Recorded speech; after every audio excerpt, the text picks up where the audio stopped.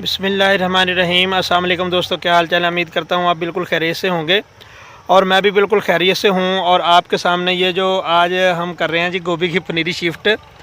तो गोभी की अभी मैं कर रहा हूँ पिटाई और जो लेबर है वो लगा रही है गोभी को।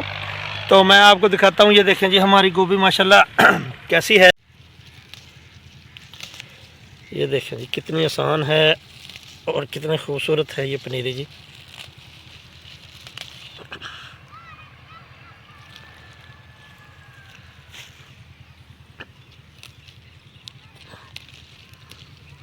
ये देखें, एक इसकी ये नोट मज़बूत होनी चाहिए शिफ्ट करने से पहले।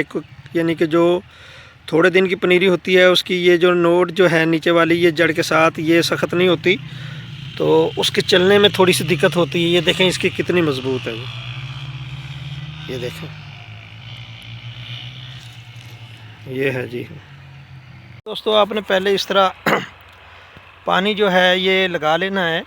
तो पानी होना चाहिए, उससे पनीरी शिफ्ट करने में आसानी होती है। तो ये देखें, ये हमारा बेड है तकरीबन 1.5 फुट का। तो ये देखें, तो इसके हम दोनों साइड पे लगा रहे हैं तकरीबन 1.5 फुट के से, यानी कि दोनों साइड पे पौधे से पौधे का फासला 1.5 फुट है और दरमियान से भी 1.5 फुट हो जाता है ये। तो दोनों साइड पे लगेगी।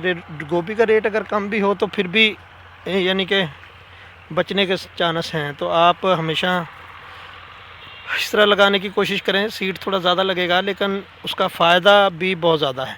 ये देखें जी, आपको बताते हैं ये हमने किस तरह शिफ्ट की। ये देखें इतना फासला है पौधे से पौधे का, तकरीबन 1.5 फुट का है।